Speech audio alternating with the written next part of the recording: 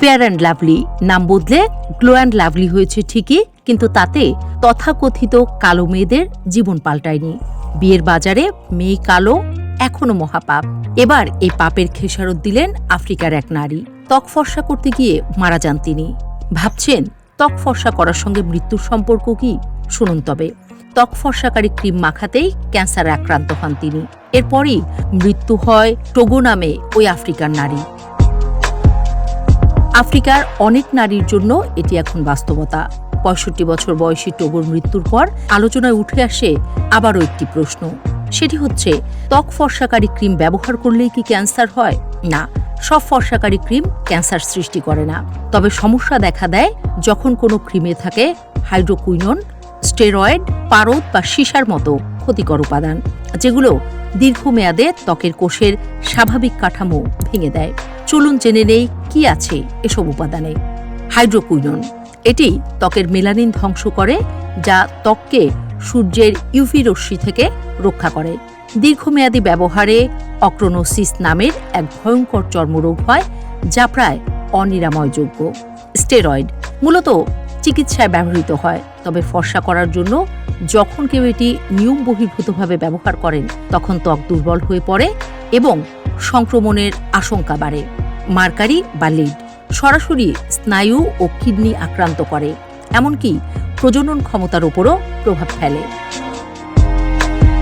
ফর্সা হওয়ার ইচ্ছে কেন বিপজ্জনক পথে নিয়ে যাচ্ছে? এই প্রশ্নের উত্তর খুঁজতে গেলে পৌঁছতে হবে ঔপনিবেশিক মানসিকতায়। ব্রিটিশরা চলে গেছে বহু বছর আগে, কিন্তু রেখে গেছে ফর্সা মানে সুন্দর, সম্মানিত, অভিজাত, এই অদ্ভুত মানদণ্ড। আজকের বিজ্ঞাপন, ফিল্টার, ইনফ্লুয়েন্সার সংস্কৃতি সেই ভাবনাকে আরও তীব্র করে তুলেছে।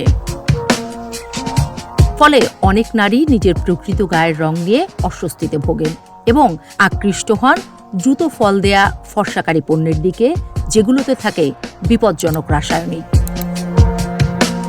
বিজ্ঞান কি বলে? চিকিৎসকদের মতে দীর্ঘমেয়াদে এসব উপাদান ত্বকের কোষকে মিউটেট করতে পারে, মানে কোষের জিনগত কাঠামো বিকৃত হয়ে যায়। এই মিউটেশনই একসময় ক্যান্সারের রূপ নেয়, বিশেষ করে যাদের ত্বকে আগে থেকে অতিবেগুনি রশ্মির ঝুঁকি বেশি, তাদের জন্য এটি ভয়ানক।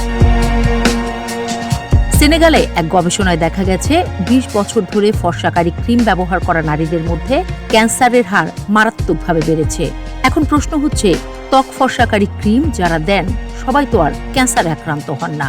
না, হন না, কিন্তু ব্রণ, ফাঙ্গাল ইনফেকশন, স্থায়ী স্ট্রেচ মার্ক বা রোসেশিয়ার মতো অনেক ধরনের সমস্যায় আক্রান্ত হন, যা সময়ের সঙ্গে জটিলতর হয়। তবে কার শরীরে কিভাবে প্রতিক্রিয়া করবে তা আগে থেকে বোঝা প্রায় অসম্ভব। তাহলে করণীয় কি? প্রথমত, নিজের গায়ের রংকে সম্মান করতে শেখা। এর পরের দায়িত্বটা নিতে হবে সরকারকে। বেশি করে রং ফর্সাকারী ক্রিমের খারাপ দিকগুলো মানুষকে জানাতে হবে। এতে নীরবে প্রাণ ঝরা হয়তো কিছুটা কমবে।